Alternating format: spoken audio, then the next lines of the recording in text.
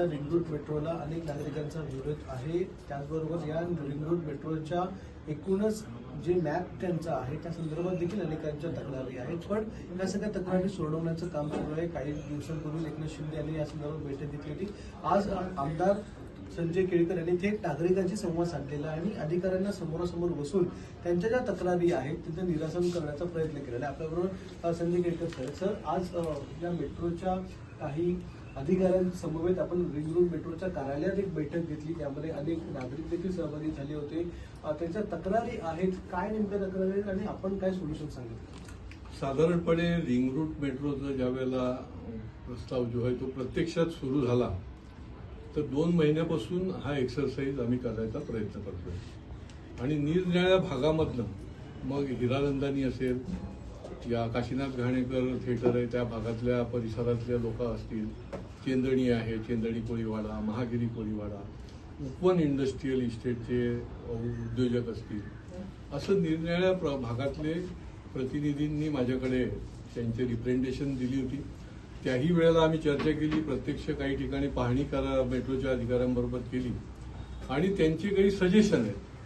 खरं म्हणजे हे आधी सजेशन घेऊन जर काही रूट जर ठरवता आले असते टेक्निकली फिजिबल आहे की नाही तर ते जास्त चांगलं झालं असतं। कारण की ज्यांच्याकरता आपण रिंग मेट्रो करतो तर त्यांचेही आपल्याला विश्वासात घेणं आणि त्यांचे सजेशन घेणं, परंतु ती जर आजच्या या बैठकीमध्ये त्याच्यावर चर्चा झाली आणि टेक्निकलिटी त्याची बघून वेळ पडला तर 4 महिने लेट झालं तरी चालेल, परंतु त्यांची सजेशन जर अंमलात आणण्यासारखी असतील तर ती अंमलात आणावी अशा प्रकारचं मेट्रोच्या अधिकाऱ्यांना मी सांगितलं आणि त्या दृष्टीने कमीत कमी लोकांना त्रास आणि कमीत कमी लोकांचा काही आक्षेप राहील अशा प्रकारचाच प्रयत्न जो आहे तो कुठलाही नवीन योजना करताना असली पाहिजे आणि त्याला त्यांनी ती मान्य केलेली आहे। काही भागामध्ये आता पुढच्या आठवड्यामध्ये आम्ही प्रत्यक्ष पाहणी सुद्धा करणार आहोत की जेणेकरून नागरिकांना प्रत्यक्ष नेमकं काय आहे आणि त्याच्यामधला आपल्याला फायदे तोटे काय आहे ते निश्चितपणे त्याच्यातून कळेल आणि मग हा प्रकल्पाला पुढच्या काळामध्ये चालना मिळेल। दुसरं एक महत्वाचं, उपवन येथे ज्या इंडस्ट्रीज आहेत त्यांनी देखील विरोध दर्शवलेला होता की त्या इंडस्ट्रीचं दुसरीकडे स्थलांतर करण्यात येणार होतं कारण की हा रिंग रोड मेट्रोचा मार्ग तिथून जातो। मग नेमकं त्या संदर्भात त्यांच्या काय तक्रारी आहेत किंवा त्यांना तुम्ही काय सांगितलं?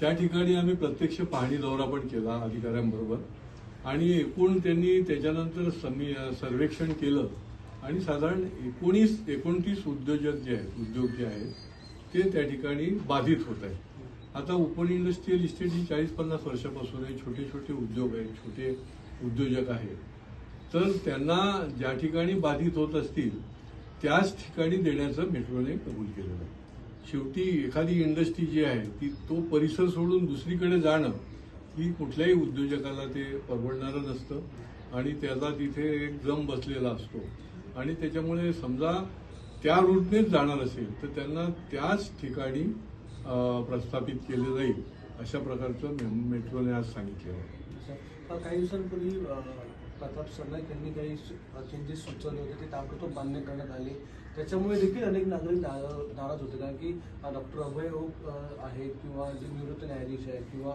अनिल काकोडकर आहेत यांनी देखील चर्चासत्र घेऊन विरोध केला होता। त्यापेक्षा 500 कोटी रुपये खर्च करा आणि इतर मार्गाचा विचार करा किंवा आहेत ते रस्ते चांगले करा असे सजेशन्स त्यांनी दिलेले होते।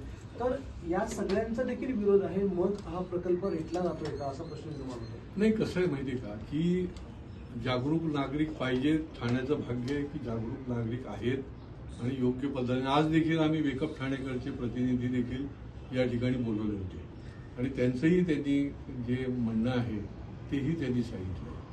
तसंच आपण जे म्हणताय त्याच्याप्रमाणे या ठिकाणचे ज्येष्ठ श्रेष्ठ निरनिराळ्या क्षेत्रातले नागरिक जे आहेत त्यांचंही काय म्हणणं आहे। माननीय एकनाथ शिंदे साहेबांनी देखील जी बैठक घेतली तर ती त्याच्या माध्यमातून देखील त्यांनी सुचवलं की जे जे म्हणून सजेशन्स आहेत, ऑब्जेक्शन्स आहेत त्याचा सर्वतोपरी विचार करून पुढे जायला पाहिजे। प्रताप सरनाईकांनी त्यांची सजेशन जी आहे त्या पद्धतीने दिली, पण शेवटी टेक्निकलिटी बघून त्याच्यामध्ये पुढची पावलं उचलली जाणार आहे।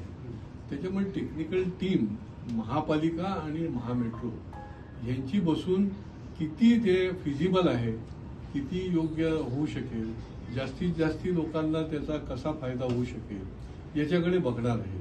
आणि त्याच्यामुळे पुढच्या काळामध्ये त्याच्यातली टेक्निकल बाजू बघून पुढे आपल्याला जाता येईल. शेवटी कसं आहे की मी ॲज अ सिटीजन, शेवटी या ठाण्यामध्ये मी अनेक पिढ्या 4 पिढ्या राहतोय. मलाही वाटते की ठाण्याचं चांगल्यात चांगलं व्हावं, प्रत्येक नागरिकाचा हॅपीनेस इंडेक्स वाढला पाहिजे. आता जे ठाणं वाढतंय 29 लाखापर्यंत त्याची लोकसंख्या कागदोपत्री नसली तरी आहे आणि पहिलं डेस्टिनेशन ठाणं आहे. आणि हे बघत असता जे निरनिराळ्या सुधारणा महायुती सरकारच्या माध्यमातून होत आहेत, तर पुढच्या वर्ष 1.5 वर्षात देखील ट्रॅफिकची कोंडी किंवा अन्य गोष्टी ज्या आहेत तो भरपूर त्याला आपल्याला दिलासा मिळेल अशा प्रकारचं काम चालू आहे. जेवढ्या म्हणून नवीन योजना येतील त्या कमीच पडतील अशा प्रकारचं अनेकांचं मत आहे. आता मग रिंग मेट्रो असेल किंवा भुयारी मार्ग असतील, निरनिराळे रस्त्यांची योजना असतील आणि त्याच्यामुळे त्याच्यात दुरुस्ती केली पाहिजे. त्या ठिकाणी लोकांची सजेशन ऑब्जेक्शन घेऊन ती मिनिमाइज करायला पाहिजे. पण एकदमच आपण जर सगळंच डेव्हलपमेंटचं जे मार्ग आहेत ते पण बंद करून चालणार नाही असंही अनेक लोकांचं मत आहे. आणि त्याच्यामुळे त्या दृष्टीने विचार करून हे सगळे प्रकल्प जे आहेत ते पुढच्या काळामध्ये राबवले जायला पाहिजे.